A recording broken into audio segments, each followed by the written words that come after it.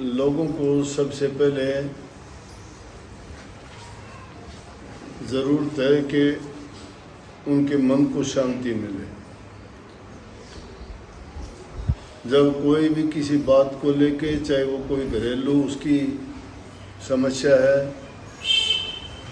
चाहे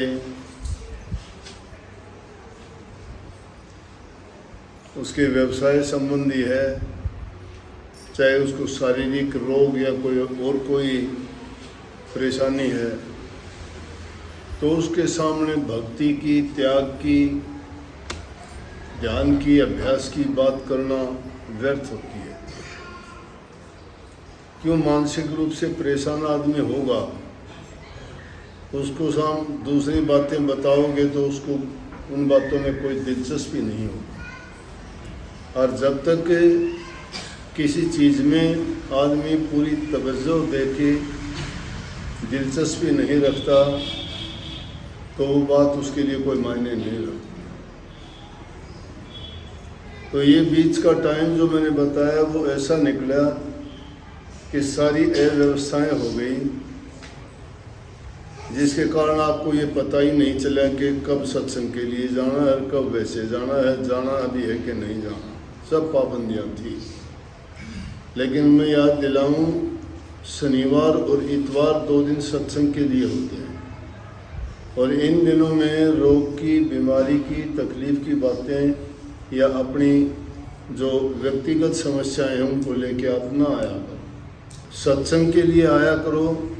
चाहे सत्संग दूसरे सत्संग केंद्रों पे होते रहते हैं, फिर भी जब यहाँ हेडक्वार्टर दिनोद में होते हैं तो इन दिनों में सत्संग होते ही होते हैं,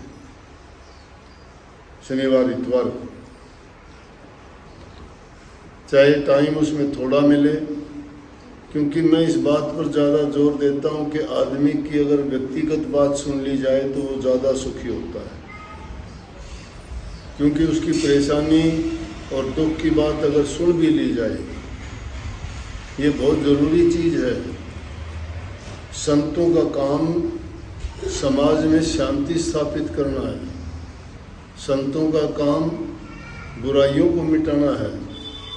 संतों का काम भ्रांतियों से निकालना है, आडंबर और पाखंड छुटवाने हैं।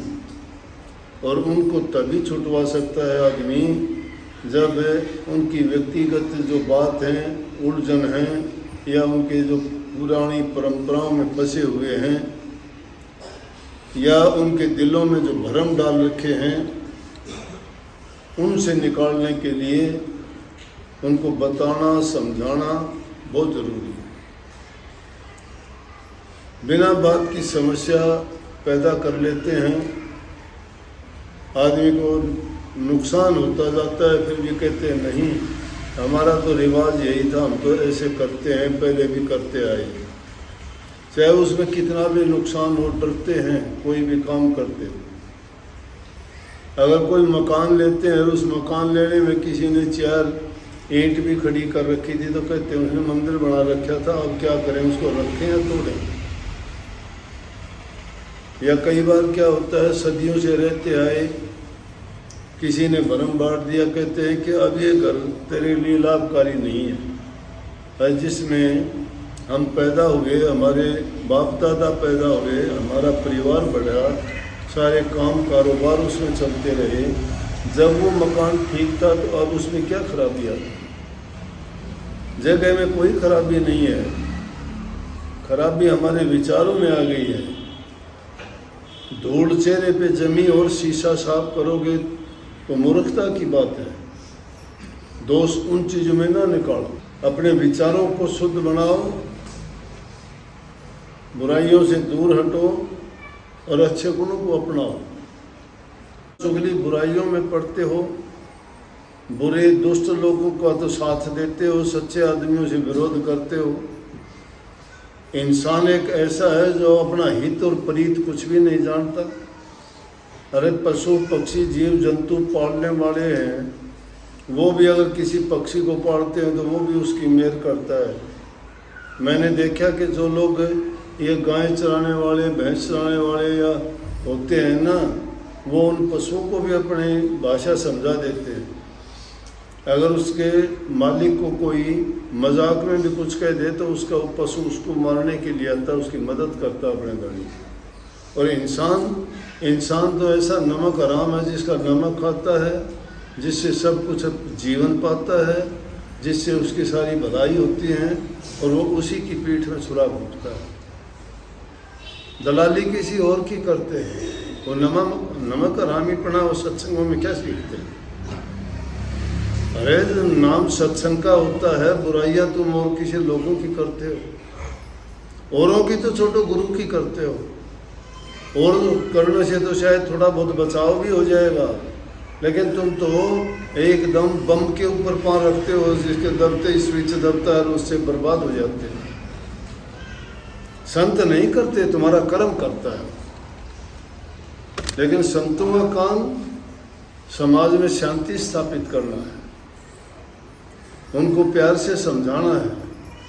समाज में फैली हुई कुरीतियां हैं, उनको दूर करने के लिए वो भरसक प्रयत्न करते हैं, प्रयास करते हैं।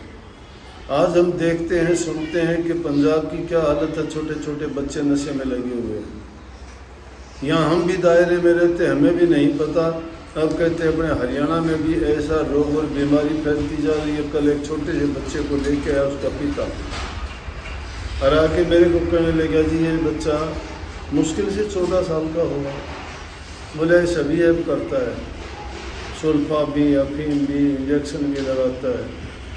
जब ऐसी नशे की बुरी लत बच्चों में हो गई तो हमारा समाज किस ओर जाएगा?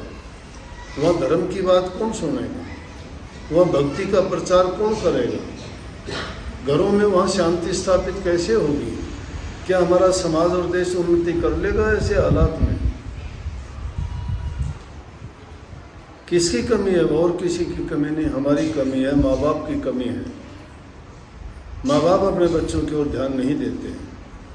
उनको पहले तो आज़ाद और खुला छोड़ देते हैं, फिर उनको रास्ते पे लाना बड़ा कठिन हो जाता है। फिर माँ बाप का अकेला दोष नहीं है, उनकी संगति बहुत खराब हो जाती है। स्कूल में जाते हैं, कॉलेज में जाते हैं, बाहर घूमते खेल के लिए जाते हैं, वहाँ ऐसी आदतें उन सीख जाते हैं बच्चे, जो कभी माँ बाप ने बेचारों ने सुनी भी नहीं होंगी। अब बच्चे को पैदा करके ये अच्छा बनाना चाहते हैं, हर प्रकार से उनको वो ऊंचे पदों पे देखना चाहते हैं, उनके लिए अच्छी नौकरी जॉब देखना चाहते हैं, उनको हर प्रकार से सुखी खुशी और वो प्यार देना चाहते हैं। लेकिन उसके विपरीत उनके साथ होता क्या है? जिन्होंने अपनी सारी पूंजी अपनी संतान पे लगा दी, संतान का परिणाम यह होता है कि वो बर्बाद हो रही है। फिर उनको क्या कहें? संस्कारों की कमी कहें तो अकेलों का दोष नहीं है, उनका भी। माँ बाप अगर उनकी निगरानी करे, उनकी संगति से बचा ले, पहले ही समय रहते हुए जो सोच नहीं करते, उनको अच्छी शिक्षा दे दो, बच्चों को अच्छे गुण दो, अच्छे संस्कार दो, उनको सभ्यता सिखाओ, उनको बड़े छोटे की इज्जत कदर करना सिखाओ, आपस में प्यार करना सिखाओ, बुरी चीज़ों से बचना सिखाओ। लेकिन हम तो प्रोत्साहन देते हैं। अगर कोई आदमी आके उनकी शिकायत भी करता है कि आपका बच्चा गलत रास्ते पे है, तो हम क्या करते हैं? हम उन्हीं को उल्टा लड़ाई झगड़ा शुरू कर देते हैं, तुम तो हमारे बच्चों को बदनाम करते हो। बच्चे को बदनाम नहीं करते, उसका एहसान मानो कि तुम्हारे बच्चे के बारे में उसने सही बताया। और तुम जब बच्चे का पक्ष ले लेते हो तो समझो कि बच्चे का तुमने आज़ादी कर दी है कि कुछ भी करो, उसके माँ बाप उसको सपोर्ट करेंगे। बुरा इंसान कोई भी उसको सपोर्ट ना करो, इस बात से ना डरो। परमात्मा ने तुम्हें जिंदगी दी हो, तुम जियोगे, तुम्हें कोई नहीं मार सकता, लिखवा लो मेरे से। और जिस दिन तुम्हें मरना है ना, तुम्हारी ज़िंदगी पूरी हो जाएगी, कोई नहीं बचा सकता। ये नियम है परमात्मा का, ये है। जब इस बात को आप समझ जाओगे कि मेरी मौत आएगी, उस दिन मुझे कोई बचा नहीं सकता, और जब मुझे मेरा जो लिखा हुआ जितने सांस मैंने लेने ज़िंदगी में, तो मुझे कोई मार नहीं सकता। किसकी ताकत है? तो इसलिए तुम परमात्मा को कुछ चीज़ ही नहीं मानते, अपनी मर्जी के काम करते हो, दुष्ट लोगों का साथ देते हो, दुष्टों में बैठते हो। कैसे जीवन सुधरेगा तुम्हारा? मैंने ऐसे लोग देखे हैं जिनका भला करो, अच्छा करो, उनको जीने का रास्ता बता दो, वो लोग कुछ दिन में कुछ के कुछ मिलते हैं।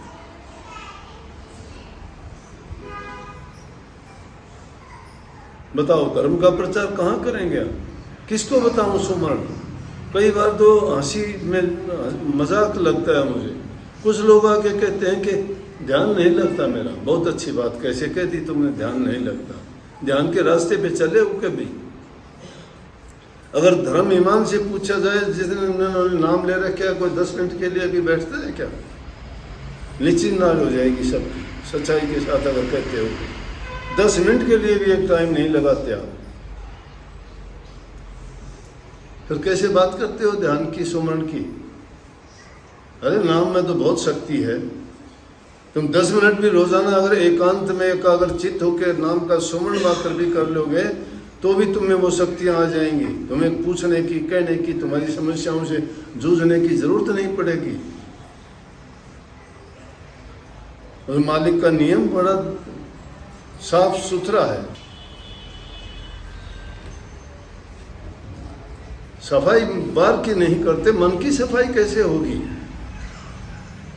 तुम ये नहीं सोचते कि जो लोग तुम्हारे से धोखाधड़ी करते हैं, झूठ कपट बेईमानी करते हैं, निंदा चुगली करते हैं, किसी की बुरी बात तुम्हारे सामने कहते हैं, तो तुम्हारी भी दूसरी जगह जाके ऐसे ही कहते हैं। ऐसे लोगों से बचना चाहिए। तुम्हारे उससे आदमी अकेला भला ना मिलो कोई भी, तुम्हारे अच्छे अपने विचार अच्छे हैं, तुम्हारा जीवन ठीक रहेगा। क्योंकि प्रकृति में जैसा लेके आए हो, जैसे संस्कार है, वैसे वैसा तुम्हारा जीवन चलता रहेगा। लेकिन अगर गंदी चीज़ के साथ अगर मिल जाओगे, मलिनता आ जाएगी, बदबू आ जाएगी उसकी। अगर मिलो भी तो अच्छी चीज़ से मिलो। उनके लिए सत्संग, संत, सतगुरु, नाम, ये चीज़ रखी गई है।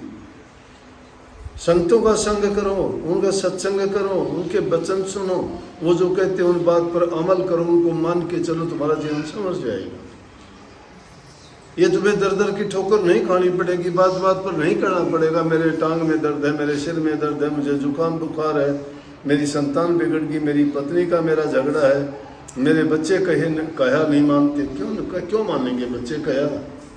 घर में कभी अच्छी बात जिक्र चलते हैं क्या तुम्हारे? घर में तो निंदा चुगली बुराइयां करते हो दूसरे लोगों की, बच्चे क्या सीखेंगे वहां? मैं तो कहता हूं कोई बुरा करता है उसका भी तुम बुरा ना करो, तुम्हारा बुरा करता है उसका भी तुम अच्छा करो, क्योंकि तुम तो अच्छा करने वाले हो, फिर दूसरे का बुरा कैसा हो गया? किसी को मुड़ के जवाब भी ना दो। अगर तुम ऐसा करोगे, तुम्हारे साथ जो बुरा करना चाहता उसी की हालत देखना, मालिक अपने आप उसका लेखा संभाल लेगा। लेकिन तुम बीच में जब आ जाते हो तो परमात्मा पीछे हट जाता है कि करने दो इसको जो भी करता है। ये तो बात है समझने की। जो इन बातों को समझ जाता है, इन बातों को समझ जाता है, ये वो कचरा भरा हुआ है दिमाग में हमारे, रात दिन जो हमें परेशान करता है, भक्ति की तरफ चलने ही नहीं देता। ये कचरा जब बाहर कर दोगे दिमाग से, ये आंगन है हृदय हमारा, उस आंगन में कोने कोने में जाड़े लगे हुए हैं, उन जाड़ों को साफ कर दो। उनको साफ किस चीज़ से? नाम के झाड़ू से होगी। नाम का सुमन करो, नाम का सुमन करते चले जाओगे, बुराइयां निकलती चले जाएंगे, हृदय पवित्र होगा। पवित्र हृदय होगा, उसी में ध्यान लगेगा। जब ध्यान लगेगा तो ही आपको शब्द की धुन सुनाई देगी, तभी कहीं जाके नूर प्रकाश आपको दिखाई देगा, तभी नूरी गुरु से तुम्हारी बात भी होगी, तुम्हारी सब चीज़ें, सब समस्याएं भी उसी से हल होंगी। फिर पूछने की जरूरत नहीं रहेगी। फिर ये राज भी समझ में आ जाएगा कि हमारा जीवन क्यों हुआ था। फिर ये परवाह भी नहीं करोगे, फिर तो मस्ती की हालत में रहोगे, क्योंकि इस राज को समझना ही जरूरी है। ये बहुत बड़ी उलझन है इंसान का जीवन की। ये लंबी चौड़ी कहानी है कि इस 84 लाख योनि में ये जीव किस प्रकार से भटके खा खा के आया है। कर्म की मार इस पर पड़ती रही है, कभी लूला लंगड़ा, कभी बीमारी, कभी लकवा, कभी इसको नमूनिया, कभी इसको कुछ हुआ, कभी कुछ हुआ। क्यों होता है? खोटे कर्म के कारण, मंदे कर्म किए। जो आदमी कर्म करता है उसका परिणाम तो है। लेकिन एक बार ठोकर लग जाए तो इंसान समझता तो है ठोक के भाई तुझे ये लगी है, अब आगे तो ना करूं। लेकिन ये इंसान ही ऐसा मंदबुद्धि है, बार बार ठोकर खाता है, फिर भूल जाता है। तुम्हें भी परेशानी आती है, हाथ जोड़ते हो, सबको बनाते हो, हे बाबा हनुमान, हे राम जी, हे कृष्ण जी, हे मेरे देवता, हे सतगुरु महाराज, हे राधा स्वामी दया करो, आगे तो मैं ऐसा करूँगा, ये बात नहीं होने दूंगा। और ठीक होती फिर वैसे के वैसे फिर भूल जाते हो। अपनी अगत सुधारो। अपने जीवन अगत कैसे सुधरेगी? जब वर्तमान सुधरेगा। वर्तमान नहीं सुधरता, उसकी अगत कहां से सुधर जाएगी? इसलिए जरूरी है नाम का स्मरण करना, चिंतन करना। बैठ के सोचा करो कभी एकांत में। कोई बड़ी बात नहीं है, कुछ नहीं लगता आपका। बेकार की बातों में, टीवी देखने में, चुगली करने में, बुराई करने में, किसी राजनीतिक पार्टी की बात करने में बहुत समय लगा देते हो। बड़ी डिस्कशन करते हो, बड़े सबके नाम याद कर लेते हो। किसी फिल्म का जिक्र आ जाए सबके याद कर लो, गाने याद कर लोगे, हीरोइनों के नाम याद होंगे, सबके याद होंगे, बहुत बड़ी बड़ी बात याद है। कोई सत्संग की भी बात याद है क्या? कभी उनका प्रति आपका ध्यान जाता है? उन पर भी कभी तवज्जो दे दिया करो, उन पर भी ध्यान दे दिया करो, वो भी कभी याद करो। सत्संग की 2 लाइन भी याद नहीं होती आपको, आरती बिनती भी याद नहीं होगी किसी को। गाने, रागनी, भजन, नंगे पंगे, डांस वांस देखे हैं वो तो आपको बहुत याद है, क्योंकि मन को उन्हीं चीज़ों में लगा रखा है। यही कचरा है, वो कचरा दिमाग से नहीं निकलता।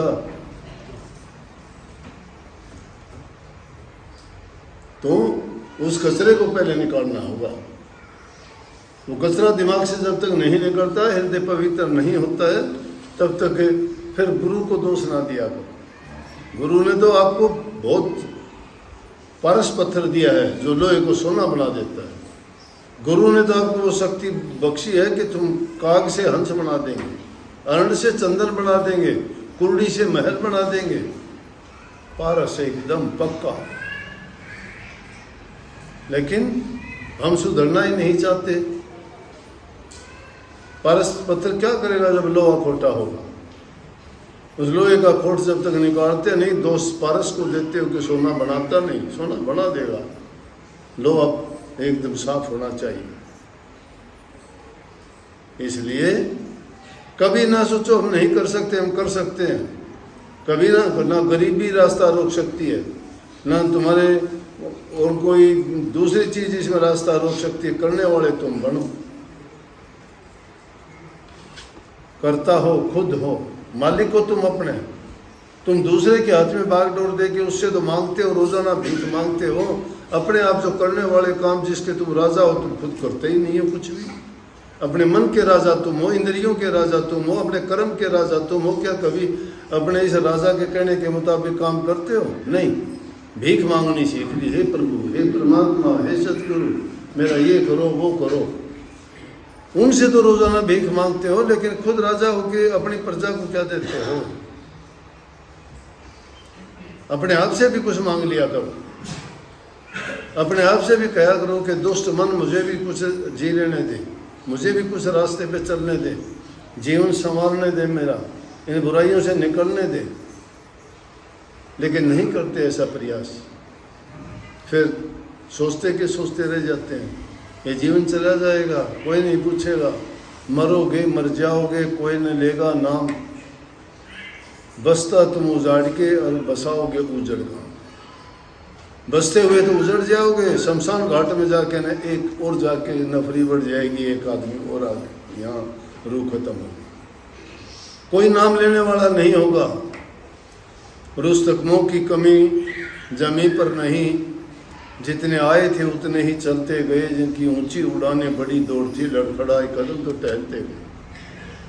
मरे ताज और नमरूद जो दुनिया के वाली थे, सिकंदर जब चला दुनिया से तो दोनों हाथ खाली थी। जब ऐसे ऐसे धनवान, ताकतवर, वीर, योद्धा, ज्ञानी, संत, महापुरुष कोई भी यहाँ रहने नहीं पाया, तो हमारी औकात ही नहीं है कुछ भी। समय रहते हुए अगर हम अपने जीवन को नहीं संवारते हैं तो हम भी उनकी तरह से पछताते हुए जाएंगे।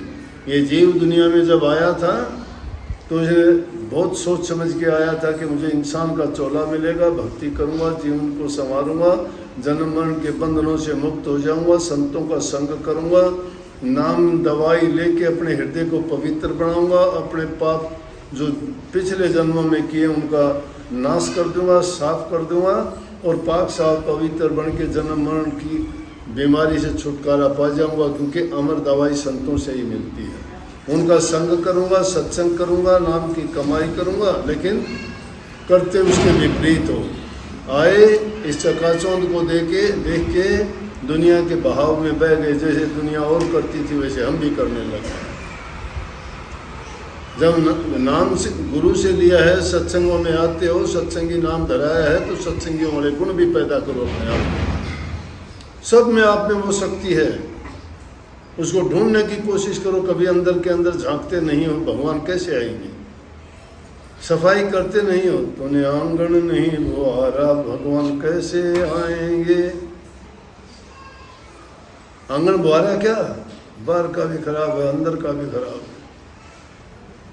इसलिए पवित्र जीवन बनाओ, पहले अच्छे गुण अपनाओ, पहले बुराइयों को छोड़ दो, दुष्ट लोगों का संग ना करो, संतों का, भक्तों का, गुरुमुखों का, जहाँ गुरु की चर्चा होती है, जहाँ गुरु के गुणगान किए जाते हैं, जहाँ नाम की महिमा गाई जाती है, उन लोगों का संग करो। जहाँ दूसरी बातों का जिक्र होता है वहाँ अगर गए तो तुम्हें उस पाप में डबो देंगे। वो पाप का प्रसाद बांटते हैं और वो उनका प्रसाद कान में डलता है। सदगुरु का प्रसाद जिह्वा पर रखा जाता है। जब वो प्रसाद रखा जाता है और आंखों में वो सुरमा डाला जाता है जिससे तुम्हें दर्श होता है, उसको हासिल जो कर लेगा उसका जीवन पवित्र हो जाएगा। सबको बहुत बहुत आशीर्वाद।